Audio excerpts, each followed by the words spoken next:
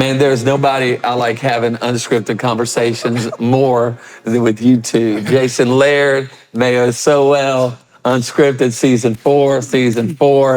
And we're already in it right now. We're already in it. We're already talking about church, Colorado. Church plans and life and ministry and speakers and verse by verse preaching and so many things. We can pick a topic and just go around freestyle on these things. But give me a minute on your journey. Yeah, I grew up youth, young adult pastor, Healing Place Church with Pastor Dino. Shout out. Yeah, and then I was there for 13 years. There was a few years I was just developing my testimony. Yeah, you were. I was just trying to stay out of jail. Yeah. And we both did it. That's how we all been arrested. We all been arrested. And so did that youth, young adults, and then moved over to Gateway Church, Dallas, Texas. Wow, what a good experience. Oh, it was amazing. Unbelievable experience. Then planted a church in San Francisco, 2017. Then pivoted towards helping with ARC, helping with church planners. And now we're planting again. And I think, what am I thinking? Again. Am I crazy? Yeah, and so we're planting now in Franklin, Tennessee, Citizens Church. Citizens. Wow. I'm proud of you. Thank you. I'm proud of you. I wouldn't be who I am today without you. I'm proud of you and Jennifer and your kiddos and your family. We've been through a lot. We had a lot of miles. My man, talk to me. Yep. Mayo Sowell, pastor of Live Atlanta. Praise God. Let's go. Yes. I wouldn't be here if it wasn't for you either, PD. Started off, graduated from Auburn University, played a little bit at Buffalo for the Bills, tore my ACL, went to Atlanta, went into another career, started selling pharmaceutical sales. Pharmaceuticals. Legally or illegally? Illegally. Ended up getting caught by the federal government, served 5 years in prison, met Jesus my 4th year of prison. On my way exiting out of prison, I didn't want to go back to Atlanta because I knew I didn't have the foundation I needed, so I came back to Birmingham. Church of the Highlands being the only church within a 5-mile radius that I could go to church to. Yeah. So I walked in Grants Mill campus for the first time outside of the federal, prison system. And I seen Pastor Chris. I heard Pastor Chris speak. The Lord say, that's your spiritual father. That's it. Yeah, and it was history. So, yeah. Went to Highlands College, PC, hired me on staff. Served at West Birmingham. That was a great experience. Oh, it was the best. Yeah. It was the best. I mean, he followed me, Developed by you, Highlands College marked the whole world of Highlands. And to God told Kai and I, he asked Kai and I, will we go back to Atlanta and plant Live Atlanta? Because we was once dead in Atlanta and now we're living. That's it. So now people ask you why. They say why. So good. That's what art talks about, the why. Yeah. What's the why? Yeah. We was once dead, now we living. So we planted Live Atlanta a year ago. And 1 year? Yeah, 1 year. That's crazy. Time. I was there at that 1 year anniversary mark, that month you were celebrating. No, you was there at the day one too. It was day one. We came to day one, my family. Yep. Yeah, brought all the Rizzos. Yeah, and we're doing it. I mean, it's having a good time. My wife still loves me. Praise God. Praise God. Now, you launched, and then you had to move. We moved the location that quick. Second week. Second week you moved. 5 services on a rooftop. That's crazy. For 8 Sundays. Yeah. You got to do it when you're planting. Had to be flexible. So you pivoted. Yep. You've had to pivot. 100%. You have to be adaptable. I mean, you have to have agility. In ministry, it's like, what's that statement, the Mike Tyson statement? Everybody has a plan till they get punched in the mouth. It's like, you have a plan. Everybody have a plan till they get punched in the mouth. Exactly. As a planter, as a pastor, you will get punched in the mouth. And on team. 100%. Oh, yeah. On team, on staff. Oh, yeah. Old school, it's, the goal is more important than the role. That's right. And that's you. So you went back to a place it's considered somewhat home. I mean, I know it's not home, but it is home. Yeah, that's home. So you've gone back to a city that you know, you knew. Yes, sir. And so what's it been like? What's Atlanta like right now? What's Atlanta like? Moving fast. Atlanta's fast. We got Hollywood moving over. They're doing film now. Tech industry's big. Corporations big. Sports. I mean, it's the hip hop. Culture, entertainment. It's someone would say it's Black Mecca. It's Black Hollywood. So I mean, I got the same friends that's still there, and they come to Live Atlanta, and they really walk in. They be like, yo, they used to call me G Code. They be like, yo, G Code, you really believe in this Jesus dude? And I'm like, yeah, I believe in Jesus, and they still come back. They come back. That's awesome. And all walks of life. All walks of life. Diverse? 100%. Yep. I know when we were there a couple weeks ago, and I spoke, and I remember standing thinking, wow, this is all age, all economic levels, all different seasons of life, young, older. You have some church ladies. Yeah. Had some hats. We had some Had hats. some hats. You gotta had some have the church hats. We had ladies. some hats. And then you had people that you knew were kicking the tires, maybe Yeah. hadn't been in an environment like that. Yeah. And you're trying to communicate to all of them with God's word. Yeah. Best you Love can. them all. Love And them so all. tell me, Yeah. so you moved to a city, San Francisco, didn't know nobody. Nobody. I You mean, didn't get that wasn't home. You weren't going home. You Louisiana, No. Texas. Cajun. Yeah, I lived in Louisiana, so I was Cajun, Cajun. Texas. Went to Texas, and I was a cowboy. Then went to California. I became crazy. No, So I'm kidding. what was that? What did you have to? What did you learn there? The thing is I was praying one time before we chose to go to. I say chose before we yielded to go to San Francisco. I was praying, and I was thinking about a lot of different cities. I was thinking about Dallas, going Yep. back to Baton Rouge, all over. And I remember reading Romans 15. We've talked about it, where Paul says, "My ambition's always been to plant churches where they Yeah, haven't I been love planted, that. You've helped me with that and scripture. to preach the gospel where it hasn't been heard."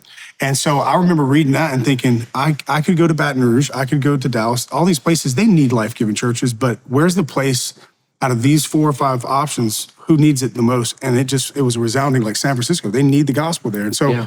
we took a step of faith and jumped right in, not knowing anyone and having to quickly learn to contextualize ministry, take the principles of ARC and the training of ARC and figure out the city. And one of the things you taught me, it was at Healing Place Church. You said, there's 2 types of bank heist people. There's like the young guys with like the technology, and then there's the old guys that just put their ear next to the vault and they listen to it. And that resonated with me. cracking that safe. They had to crack the code. And a lot of times the young guys just try to use the technology and they can't figure out how to get into it, but the old guys push them to the side and they just listen to it. And I took that to heart because I got to San Francisco and I felt like I'm gonna need to put my ear to the ground and hear the needs and the cries of the city and figure out, how do I unlock this? How do we meet the practical needs that will eventually open the spiritual doors? And so we had to jump in and do that. And it was Yeah. a journey. It was a learning. We had to approach it as a student, not an expert. God, I think about that. Student, not an expert. Experts, no good. Well, if you approach it like an expert, eventually you'll become a critic of other churches. Yeah, and that's jacked up. Yeah. Yeah. You know, we're here at Highlands College. I want to be in this room. It's global ministry. It's outreach. It's serve. Both you guys are all about that. You know, Pastor Chris had a heart for this community because he was up there at the Barnes & Noble's looking down on 280, and he had his ear to the street, had his ear to the ground. He heard, he felt, he sensed. And how, you know, that's just huge to be able. When I was talking to some planners, we just got through with the launch training. Yeah, it's amazing. Which is great. Thank you both for communicating. I mean, world-class communicators that have planted churches. But I grabbed somebody, they were telling me about a city they want to go to. I said, have you been there? He said, only once. I said, well, then you better look at the census. You better get the news every day. You better look at the social magazine. You better look at neighborhood magazines. You need to know who won the high school football championship. You need to know everything there is to know about that community so you can sense it and feel it and embrace it with God's spirit and God's heart. Yeah. So how did you do that in Atlanta? Because you've been there, but it's changed. Yeah, it's How are changed. you doing it? And how are you doing it now? Because now out of San Francisco, now into the Franklin, Tennessee area. You know, for us, you know, Pastor Dino, we're big on collaboration. I mean, that's something that I learned from you and Pastor Chris. Don't live on an island, always collaborate with others. Yeah. So even in that city right now, we're big on collaborating with others because what you do is you get the influence, and sometimes from that you get the mistakes to not repeat because they've already been in that city. So we do a lot of collaboration. We listen to the streets, we listen to others, our business owners in the community, our entrepreneurs. We're always doing things with them. We're not trying to just promote our thing. And you go to a lot of those events. 100%. We in it. So we just do life with them. You know, we're just not there to fix the city. We're there to do life with the city. And by doing life, we all will be fixed together. It's just the human flourishment. Yeah, that's really what we believe in. Yeah. That's great. Yeah, I mean, for us, one of the first things, I mean, we teach this now, but I learned this from you years ago. When you're a new planter in a city, a new leader in a city, you put the onus and the responsibility on yourself to be proactive and to find the fathers and the mothers, spiritual fathers and mothers of the city. They have pioneered, they have been there long before you. Go there and ask them questions. Go there, don't ask them for money. Go and ask them questions. Get wisdom, get advice, get counsel. Ask them where's a location that needs a life-giving church. What are the needs? And so we started doing that 2.5 years ago. Building relationship with those fathers of the cities that really hold the keys to that city, and just saying, what do you need? How can we help? How can we serve? So that was the first thing. The second thing is, don't bunker down in your office. Get in coffee shops. I can't stand get in an restaurants. office. Meet people and be in my ask truck. questions. It's amazing what you can learn if you'll just ask questions. We were just talking about this, that silence can be misquoted, or that silence can be misunderstood, but it can't be misquoted. we would be amazing as leaders if we would just be a little bit more quiet and ask a lot of questions. Yeah. And the more I've tried to do Yeah. that, I've learned so much from people. And it's not just from pastors and leaders. I've learned from single moms. I've learned from kids that are going to school with my kids, like just asking questions and trying to lean in and learn what's the heartbeat of the city and what's going around. And then also practically, when you meet someone, and this is what I've done, when I meet someone that is already doing ministry through a nonprofit, through a church, I just ask them questions so that I understand what is the ministry you're doing that we can collaborate with, but also we don't want to replicate what you're already doing. Right. As our church launches, we want to help resource some of what you're doing, and then we want to find out what are the unique needs in this community that we can meet. And so we tried to do that. Hey, you know what, PD? I want to ask this, because to that first point, we don't, and let me say not we, I have not done that well. Yeah. Like, talk to the mothers and fathers in that community before me.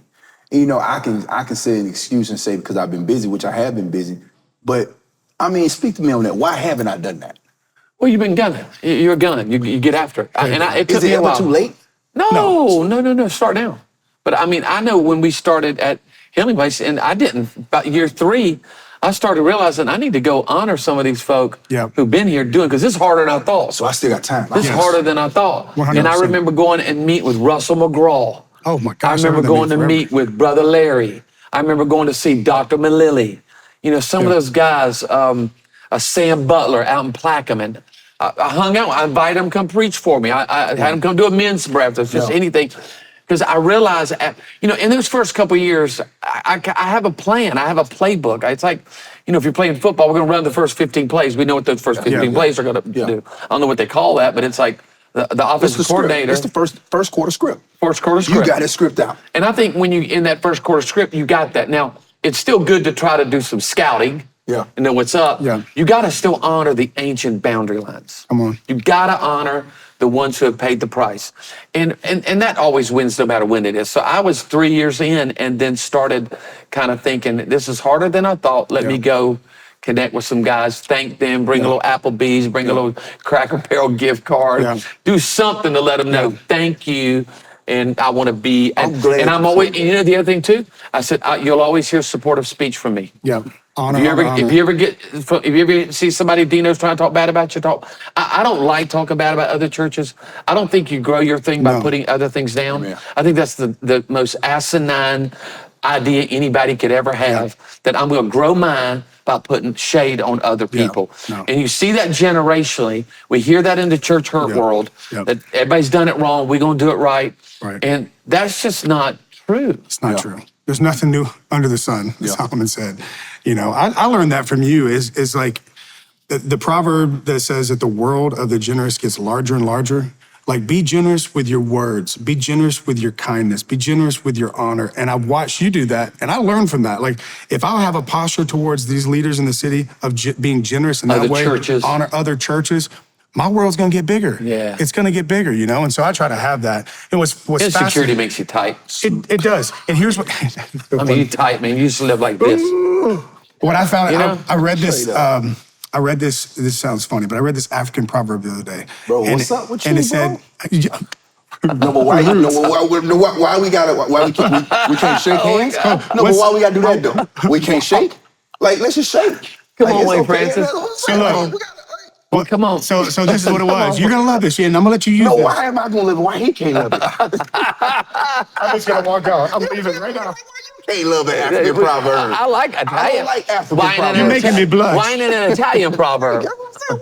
I got this Italian proverb that I heard one time. And it says this. Here it is. It's so good when we're talking about leaders and other pastors in the city. Because I think when you keep your distance from them and you don't connect and you don't learn from them, then you get a distorted perception of who they are. Mm-hmm. So the proverb says this. It says, I saw a monster from far away, but as he got closer, I saw that he was an animal. Whenever the animal got closer, I saw that it was a man. And when the man got closer, face to face, I saw it was my brother.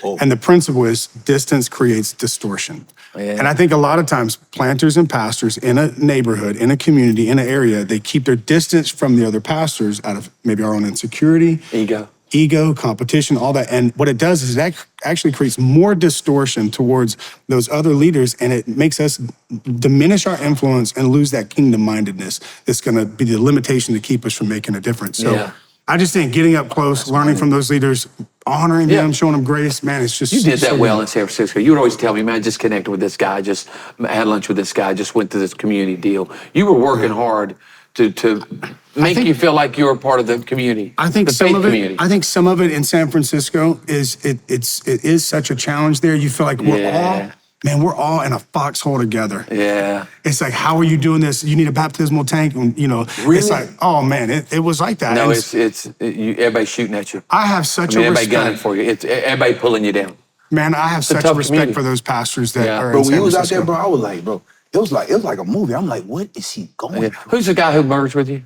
John. John's Yeah, a jet, John man. and Elaine. Oh my gosh. That's the thing. I was going to say this. If John's it were amazing. not for them, and they're another great art church, they were in a place of strength as far as with their facilities and the resources, but they took a big hit. And it was a gamble Yeah. for them to even merge with us. But they said, hey, if this is a win for ARC, a win for the kingdom, let's merge our congregations together. And He's man, highly respected. I was talking to Mark Esses this week. Yeah. And he's in that world Yeah. and was talking about John and how they've weathered it, how they've done it. What do you think about when people say, well, my city's, I hear this one, that's a hard city. My city's hard. Everywhere's hard. Yeah. Some are more challenging. Maybe some, I don't know. Well, how do you decipher that? I have two Because thoughts. there's McDonald's everywhere. Right. Everybody eat McDonald's Yeah. in every city. So there are common things about everybody everywhere. Right. But there is hard, more hard, less hard. What do you think on that? There's a couple of things. First, I'll address it biblically. I've been reading a lot of 1st and 2nd Timothy and Titus, and Paul's writing to these young pastors, and he's encouraging them. And there seems to be some kind of reluctancy, like, for God has not given you a spirit of fear. He's saying that to Timothy. True. But in that, he says a couple of things. One, to Timothy, he says, or maybe this is Titus, he says, a person that desires or has this ambition to be an overseer, in this role that you're in, he said, they're desiring a noble or an honorable task. And what's interesting is what he's putting honor on is not the title or the position, but on the actual work. And he's helping him see like what the actual work, the grind, Yeah. the way you see it in your mindset is of utmost importance. He goes on to say, I think it's in 2 Timothy, he compares his position as the pastor there in Ephesus to 3 things in the same paragraph. He says, this is the work of a soldier, an athlete, and a farmer. And what do they all have in common? It's in the context of suffering. It's hard work. Sweat. So it doesn't matter where you plant at, it's hard work. I can tell you this, I've been coaching church planters for a few years now. It's a lot easier to coach a planter than it is to plant a church because it's hard work. It just is what it is. So don't be surprised at the hard work. Because even San Francisco has its different dynamics. You Yeah. send me articles about the Yeah. pain that's going on there. Yeah. But then in Franklin, Tennessee, it's Yeah, going to have its it's- challenges. Every place is going to have its challenge, but the greatest challenge you ever face is actually yourself. Yeah, always. That is, it's do I have, am I gonna be addicted to the comfort?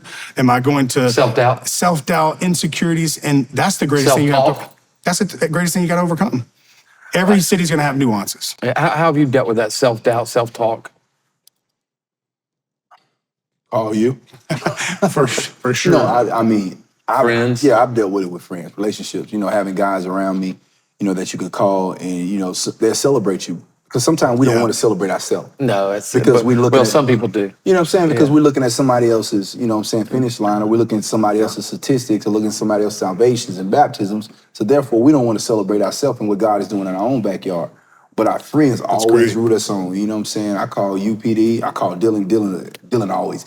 Every time I pick the phone, bro, you bowling. You are the best pastor to ever play in church. I'm like, Biggest Dylan, encouragement. I'm like, Dylan, come on, bro, your dad did it. Stop. But he was all right, but you like that. I'm like, come on, Dylan, cut it out. Send me some bagging.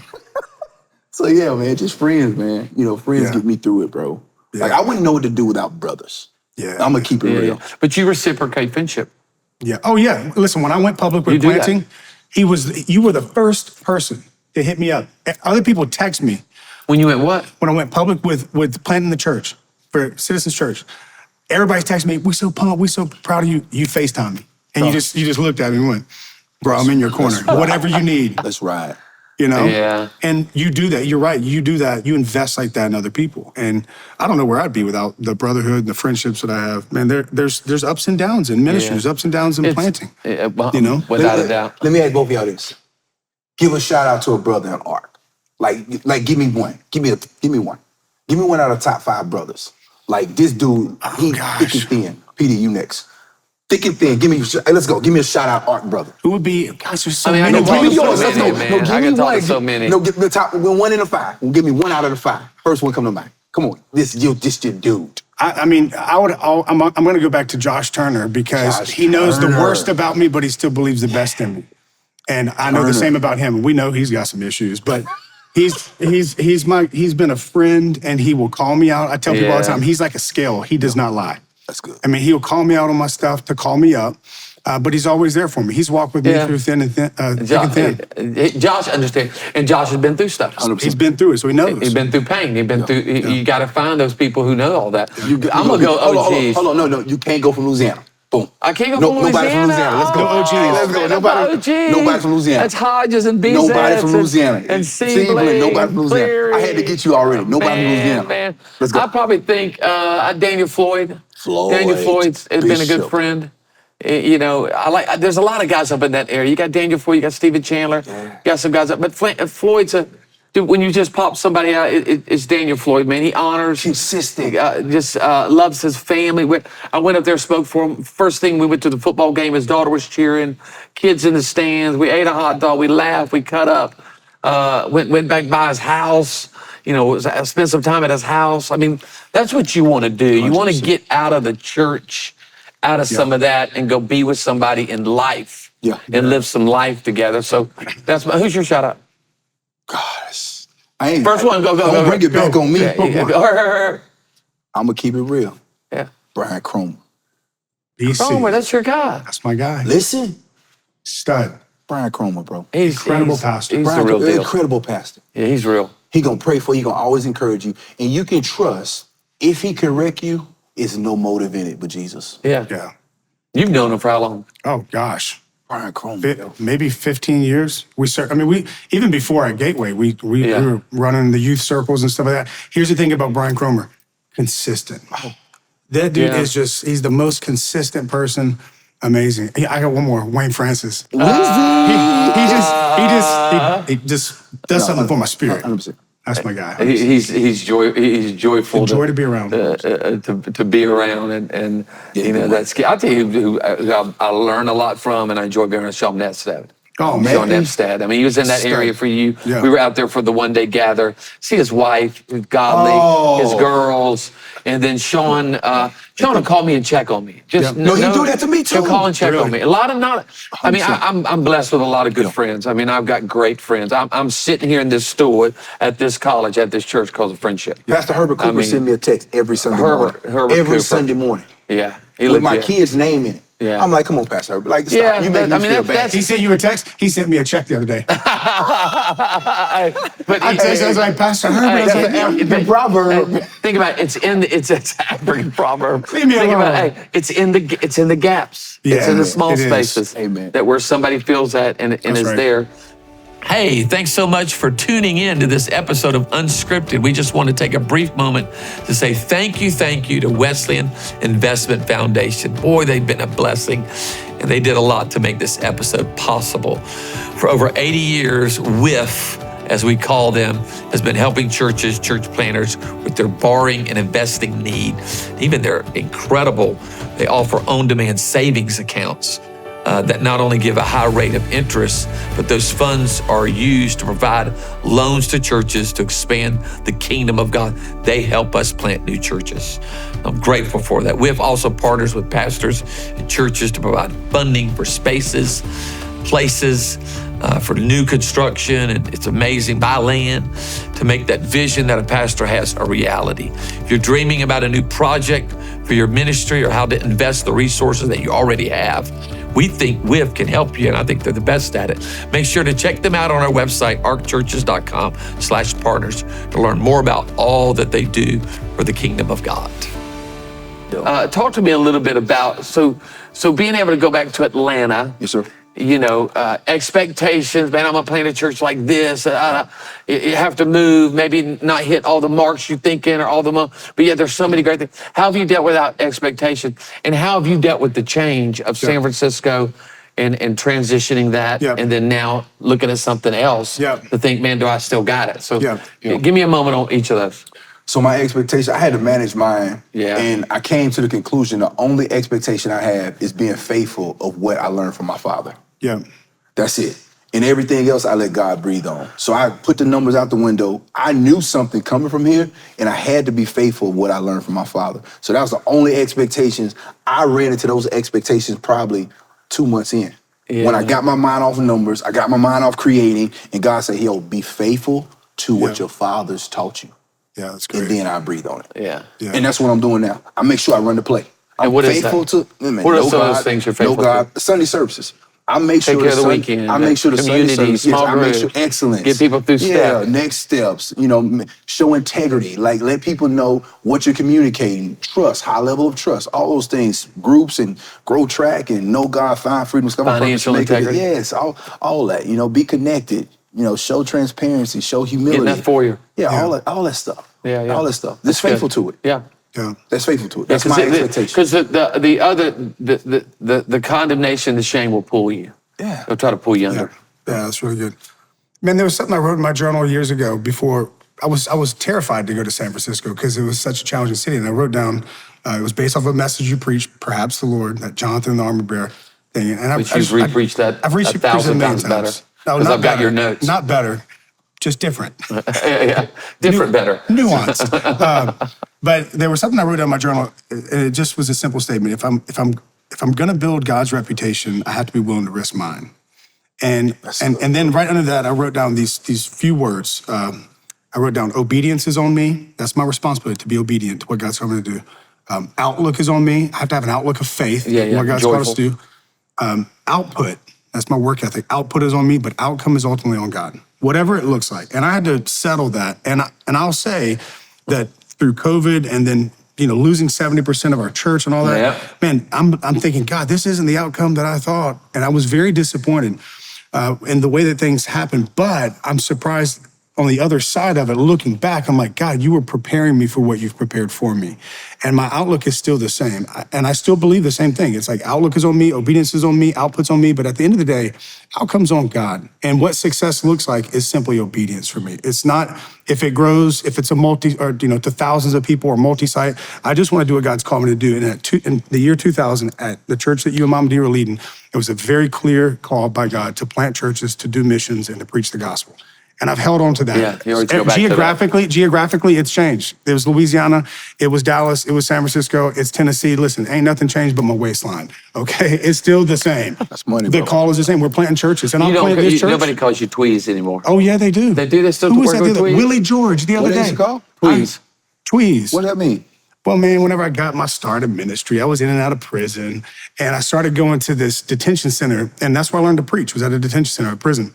For real. And these guys told me, they said, got man, straight they said, cred. man, you guys, I see I it. was facing 17 years in prison too. But I was just more fortunate than you. I got off my charge. You had to serve your 5 years. I had to get mine. You had to get it. So look, I was going to that prison preaching, and these juveniles, they said, you sound like Jay Tweezy. I said, Jay Tweezy. Tweezy. 94.1. Jay Tweezy. With the per. So they called me Jay Tweezy, and then it dropped to just Tweezy, and then it just landed at Tweez. But Willie George, last week, I showed up at his lodge to go hang and spend some time with some pastors retreating. And right when he saw me, he said, Tweez. I was like, Pastor George, nobody really calls that ain't anymore. nobody like Willie George. Oh, he's the Hey, best. so how about He's a this? head What about those OGs? Willie George Oh, man. is an OG. OG. Tom Mullins. Tom Mullins is Coach. an OG. God, There's Jim so many greats. LaFoon. OG. Prophetic voice and likes them Teddy Grahams. Who's the guy that's in Atlanta whose his family has hair product? Bronner. Bishop. Oh, he's the real deal. He and I Lot of did a wisdom. conference together 5 years ago. I wanted to defer my time to him so bad. No, bro, he's- he got done and they were like, Dino's going to come up and talk. And I was like, Why? no. Please, no. Bishop. A lot of wisdom. Please. Bishop Bronner. Frank DiMaggio, Mark Legend. Estes, Dave Patterson, all those West Coast OGs. Yeah, man. Where would we be without some of those? Oh, my Barnett. gosh. Yeah, oh yeah. God, Tommy Barnett. Tommy my goodness. Barnett. It's good. Tell me this, why did your wife make you better? Because Why did she y'all make do me ministry better? together. Why does she make you better? Man, and Pete. what is she the best in the world at? Kai makes me better because she's kind of the operation side of me. Like she makes sure that we And of the operate. church? Me in the church. Yeah. Like the house and She's everything. Keeps you in getting it order. done. Yeah, so I'm more of a catalyst. I catalyze something, and I'm a strategist too, but Kai's an activator. She, is a catalyst, strategist, activist. Yeah. She makes sure that the church moves and activates. She makes sure our home activates, and she just keeps me accountable to that. She know I know it. She know I know it's right, so she hold me accountable. I can't just be abstract and fluid. Yeah. And what she's the best in the world at, like, she don't do it enough in our church. Like, real talk, Kai's a better communicator than I am. Well, She's super clear. Yeah. In how she that's thinks. the word I was going to use. She's super clear in Yeah. how she thinks. She's precise when I've heard her talk before. It's very When precise. she has a message, it comes so clear and it's very linear. Where I'm circular, Yeah. kind of Circular. you know what I'm saying? Yeah, circle. That's how we roll. I make it there. Mr. Hodges is trying to get us a little better than circular. He's Linear. influenced us all. Linear. I'm like, PC. Yeah. Come on, man. I'm trying to figure it out. We trying. I promise I'm trying. Yeah. So what about Jennifer? The thing that I would say about her, I don't know if I've ever met another person as sacrificial as she is. Like, she sacrifices so much for our family and serves so much. She's an unbelievable mother. Like, I watch her with our kids, and I'm just like, she is unbelievable. And then as far as like the contribution to me is, I don't have a bigger encourager than her. She's the biggest encourager. Yeah, it's huge. How does she encourage? Like, you can do it or get it done. Yeah. No, she sees my some of the potential in me that I don't even see sometimes, and she calls that out. She affirms that. There's a difference between celebrating what someone does and affirming who they are. She's great at celebrating what I do, but she affirms who I am behind the things that I do. Yeah. She affirms certain traits and characteristics, and she calls it out. She says it. She uses the words to do it. But also, there's been times, like we said earlier, where you're down in minutes, you're discouraged. Maybe church isn't looking like you thought it was going to look, or maybe the sermon wasn't so good. She's right there. She's going to say something encouraging. That was a great word. That really blessed people today. And just say things like that. And so, You feel like you for tell me, her I that need enough? Do I tell her that enough? I think.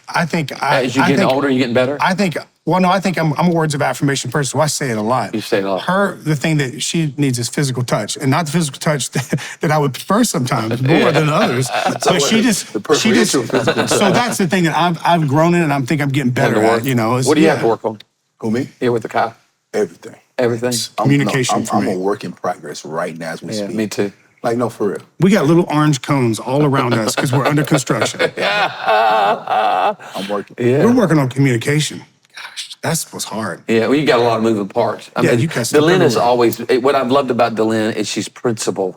She has principles.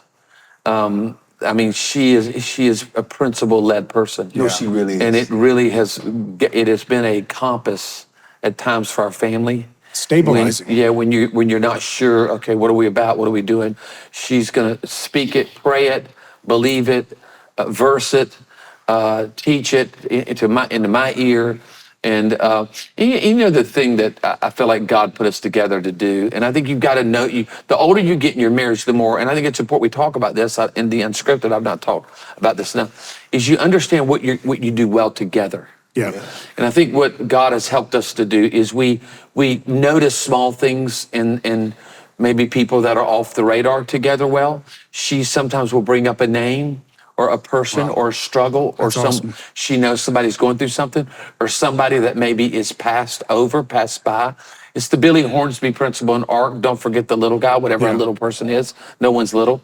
But it's that idea. And I've always felt like she's helped me. And a lot of people see me and say, oh, Dino cares about people. He's generous. But a lot of times I'm getting that reminder from her. That's great. Where she's bringing that attention to me. And which makes you a better person in all those kind of things. We just did a launch training, and ARC church planters. Yeah. What are you seeing in the future for church planting? I'm gonna let you go first. Diversity. Yeah. Oh, my goodness. That room was diverse Man, today. PD, that room. 7-8 years ago, we went on that journey. Listen. Lead team, Pastor Greg, Chris, Rick, John, Miles, Benny. We all said, Herbert. Yeah. We all said, you were in that meeting. Yeah. We've got to work on diversity, and God's been helping us. Jesus said, wisdom is justified by its fruit. That is y'all heart. And it's not through intentionality. It's not through, strategy, whatever. But that's y'all heart. Yeah. Is that room today? It was diverse. It was beautiful. Yeah. It had my man, he planting on the backside of the barn. It had my man, he playing in like right downtown in New York City. Like it was, Yeah. and everybody's rocking with each other. You felt the spirit of, Yeah, that's good. Yeah. let's do something The special. diversity. Yeah, You feel like that's so much of the future. Oh, What do you yes, think, yeah. Rick? Well, I do think that a lot of planners that I'm talking to, and even like Brad Hampton with what he does with Visit Planner, Yeah. we're seeing Big that. shout out. Big shout out. My bad, Shout my out. bad, my bad. Big shout out. Gotta help our brothers Brad out. Hampton. Shout out. Big one. Royalties, send them my way.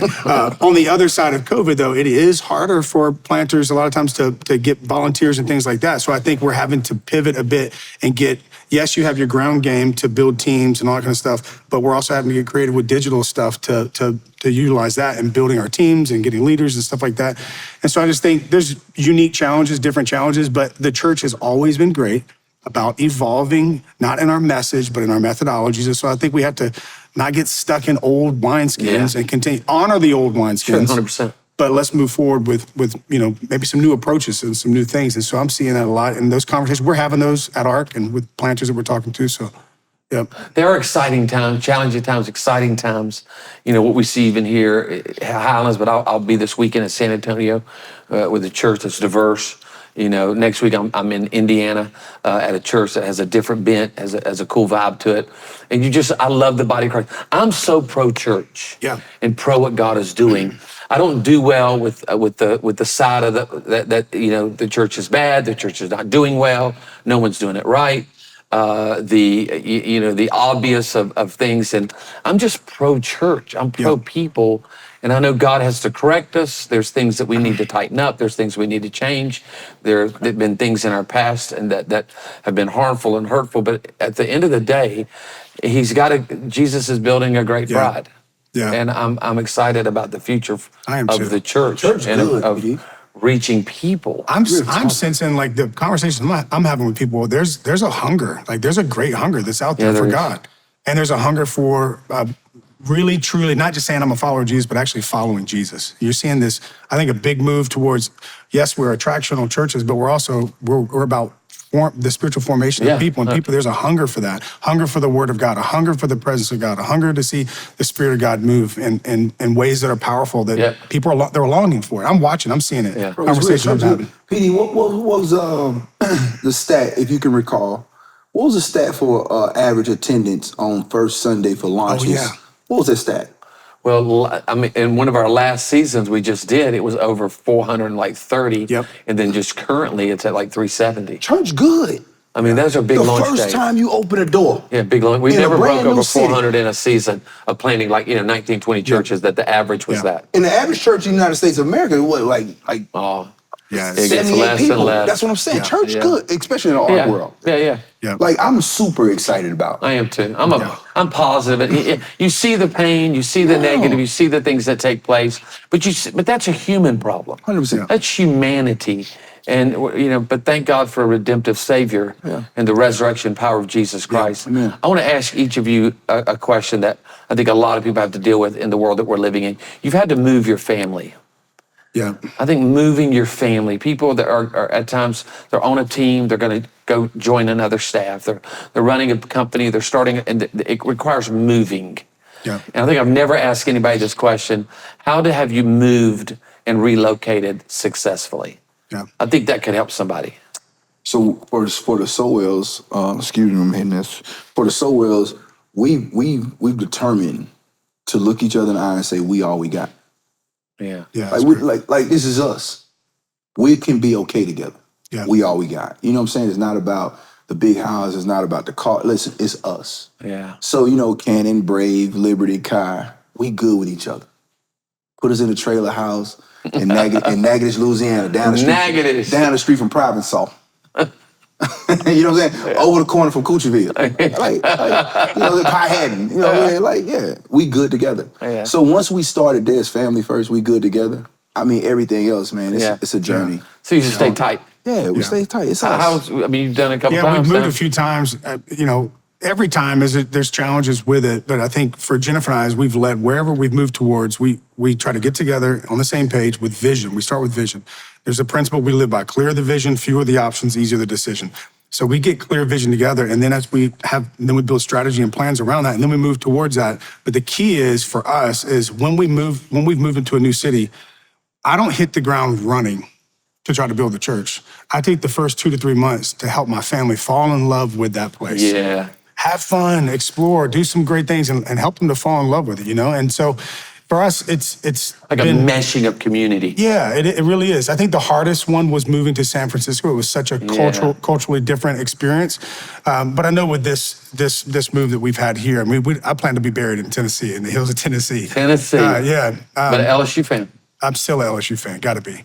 But our kids, they love it. And, you know, there were challenges, but you just have to say now is not forever. Yeah. And you just lead through it, you know? And so we've done that. And then the other thing is, specifically with ministry, is it's not a Jason thing, it's a we thing, as a family together. So like my son, I was doing devotions with him the other morning. I said, hey, what do you see maybe your role being in the kingdom, not just the church, but in the kingdom? He goes, well, Dad, he goes, I really like that setup stuff. He's like, could I do some of that setup? I was like, you better believe you're gonna be doing some stuff. He's the only person I know that wants to do setup. He's gonna lead the setup team. Oh, he said, Dad, I want to be the only one on the team right now. Then my other son, my 11-year-old Nixon, I said, what do you want to do? He said, I'd like to give you feedback on your sermons. Oh, Lord.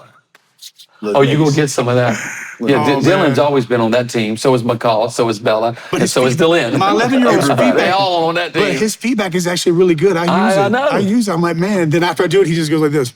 I helped you. He ain't Dad. say nothing to told I you. made that him. message I told better. him. I told You know him. what I love about us being together? We're all church planters. Yeah. Amen. We planted a church in December of '92. You planted a church in 2022. 22, 2017 and now 2024. 2024. And Will it be the last church plant? No, I'm going to keep planting churches. I'm going to stay there, but I'm going to keep planting Yeah. churches for Me the rest too. of my life. For the rest I of- believe not in the it. rest of my life. We believe in it. I believe if you know, I said it in one of our launch trainings that, you know, once a church planter, always at Yeah. some level, whether you're going to financially support it. And that's the thing that I am very passionate about right now. It's my soapbox. I've never understood guys who plant a church Yeah. and get financial help and then somewhere down the journey no longer support, Right. champion, celebrate, No, give no, to nobody do- church no, nobody do- planting. no, nobody do that. And some people do that, and it's like, No. it makes no sense to me that you take your seed that you were given, now you're gonna hold on to it. So I'm a big believer, and Dylan and I made that decision, you know, year 2 of the church, that because of something we went through. I said I'm gonna give and try to make space and make place for church planters and their needs for the rest of our life.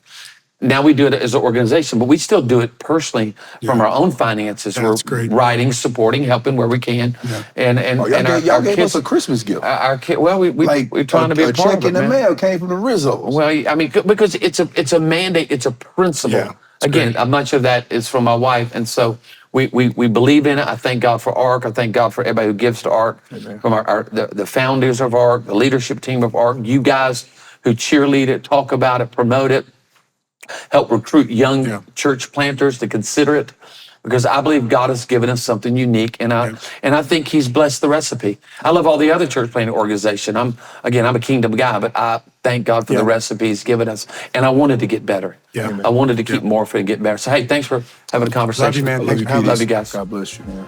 Hey, we're so honored that you joined us on this episode here at Unscripted.